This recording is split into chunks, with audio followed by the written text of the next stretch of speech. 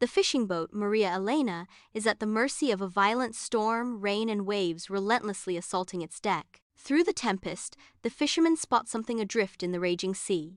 Struggling against the storm, they pull the object closer, revealing a body riddled with bullet holes.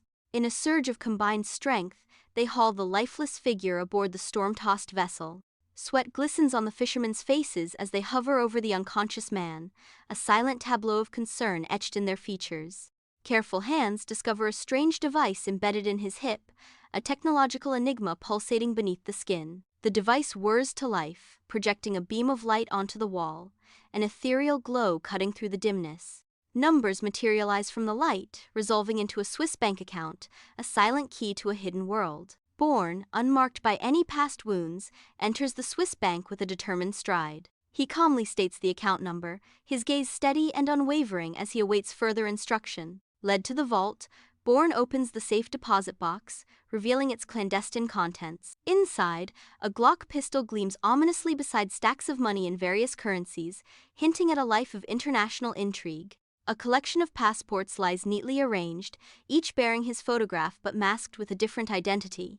On a busy Zurich street, Bourne struggles to maintain his composure, his confusion evident as he scans the lively crowd. A sense of unease creeps over him, a chilling realization that unseen eyes are tracking his every move. The tension escalates, triggering a sudden, desperate chase through the crowded streets, each step intensifying the peril. Relying on lethal instincts honed over years, Bourne navigates the throng, his movements a dance between survival and deadly precision. He weaves through the masses, narrowly evading his relentless pursuers, his skills a stark contrast to the ordinary chaos around him.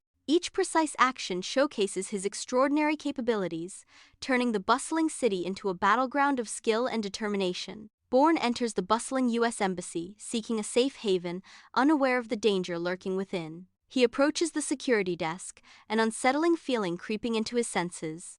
The guards exchange furtive glances, their movements betraying a hidden agenda. A chilling realization dawns on Bourne. He cannot trust anyone. Bourne explodes through the embassy doors, his senses on high alert as he surveys the area. His eyes dart around, confirming his suspicions. A trap. Marie Kreutz stands near the entrance, caught in a furious dispute with embassy officials, her arms flailing. Frustration contorts her features as she argues vehemently. Bourne urgently approaches, his expression a mask of determination. "I need a ride to Paris. I will pay you," Bourne says, his voice urgent and commanding.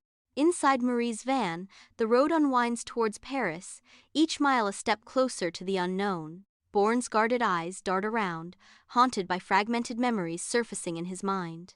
His face is a canvas of tension, each muscle a testament to the inner turmoil. Marie watches him, her expression a delicate balance of curiosity and wariness. The close confines of the van amplify the unspoken anxieties between them. Sunlight filters through the windshield, casting long shadows that dance with the uncertainty of their journey. In a small, cheap Paris hotel room, peeling wallpaper and the faint ghost of stale cigarettes hang in the air as Bourne and Marie step inside. Bourne lays several passports on the worn desk, his brow furrowed as he meticulously examines each one. Fragments of brutal fights, gunshots, and explosions flicker through his mind, a chaotic storm of disjointed memories. He clutches his head, the flashes intensifying his disorientation and pain. The room seems to shrink around him as the weight of his unknown past crushes down. Amidst the vibrant chaos of a bustling Paris street, Bourne and Marie walk, unaware of the eyes watching them.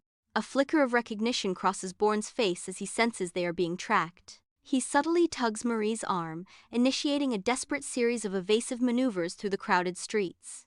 Bourne's senses heighten, every shadow and reflection scrutinized, the pursuers closing in. Quick thinking leads them into a crowded market, a sea of faces swallowing them whole, momentarily losing their tail amidst the vibrant chaos. Bourne stands alone in his sparsely furnished Paris apartment, a fortress of solitude.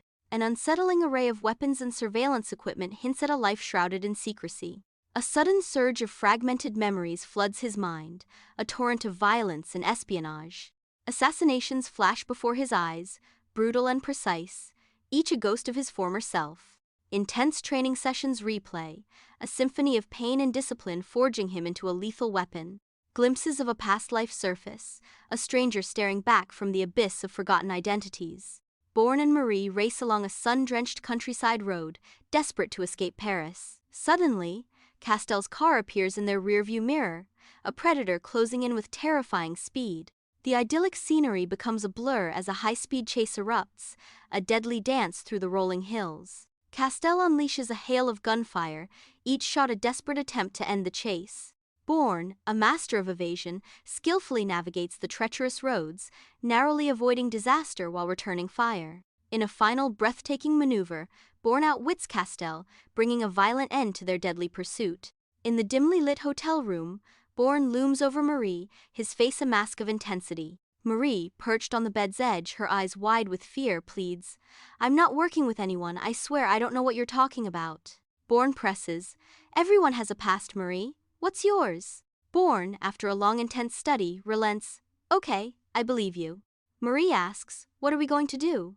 Bourne responds, "We stick together, we're all we've got." Bourne remembers, a ghost of recognition flickering across his face.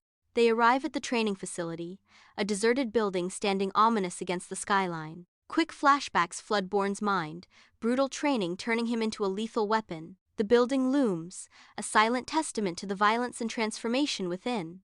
Inside CIA headquarters, the atmosphere crackles with tension as Conklin and Abbott, surrounded by other officials, face the dire reality of Bourne's return. Conklin's face is a mask of grim resolve as he delivers a chilling verdict: "We need to terminate him, permanently." Abbott's features are etched with worry, the gravity of the situation heavy on his shoulders. "If he exposes Treadstone, we're all finished," Abbott says, the words hanging in the air like a death knell. Under the relentless Greek sun, Bourne navigates the bustling waterfront, his gaze sharp and intent. His eyes lock onto Abbott, casually seated at a sun-drenched cafe, a drink in hand.